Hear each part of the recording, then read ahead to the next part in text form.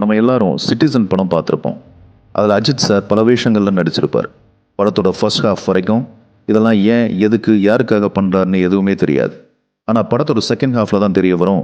அத்திப்பட்டிங்கிற ஒரு ஊரையே அழிச்ச அந்த எம்எல்ஏவும் அவனுக்கு உடந்தையாக இருந்த டிஜிபியும் அவனுங்களை காப்பாற்றின அந்த கலெக்டரையும் பழி வாங்கி அந்த ஊரில் வந்த ஜனங்களுக்கும் அந்த ஊருக்கும் நியாயம் கிடைக்கத்தான் இதெல்லாம் பண்ணியிருப்பாருன்னு.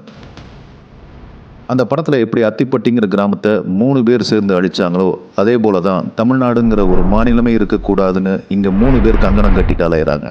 நான் சொன்னதும் உங்களுக்கு மோடி, அமித்ஷா, தேர்தல் ஆணையம் ஞாபகம் வந்திருந்தா நீங்கள் நினச்சது கரெக்ட் தான். எஸ்ஐஆருங்கிற பேரில் தமிழ்நாட்டு மக்களோட வாக்குரிமையை பறித்து அவங்க குரலே ஒலிக்க விடாமல் பண்ணுறதுக்காகத்தான் ஒன்றிய பாஜக அரசும் அதுக்கு துணையாக தேர்தல் ஆணையமும் சதி பண்ணிக்கிட்டு இருக்கு. பீகாரில் எப்படி எஸ்ஐஆரை நடைமுறைக்கு கொண்டு வந்து 65 லட்சம் வாக்காளர்களை வாக்காளர் பட்டியலிருந்து தூக்குனாங்களோ அதே மாதிரி 6.5 கோடி வாக்காளர்கள் இருக்கிற தமிழ்நாட்டில் எஸ்ஐஆர் ஃபார்ம், அதாவது வாக்காளர் கணக்கீட்டு படிவத்தை நிரப்புறதுக்கு கொடுக்கப்பட்ட கால அவகாசம் வெறும் 1 மாதம் தான். சுருக்கமாக சொல்லணும்னா இந்த ஃபார்மை ஃபில் பண்ணாதவங்க ஓட்டு போட தகுதி இல்லாதவங்க. இன்னும் புரிகிற மாதிரி சொல்லணும்னா நம்ம ஓட்டுரிமையை பறித்து நம்ம இந்த நாட்டோட குடிமகனே இல்லைன்னு நிரூபித்து இந்த நாட்டை விட்டு வெளியேற்றுறது தான் அவங்களோட திட்டம்.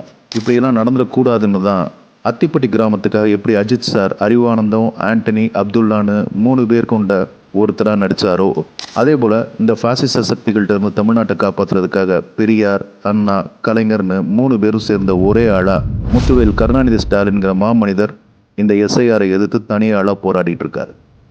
எனவே தலைவர் போராடுவார், தலைவருடன் போராடுவோம்.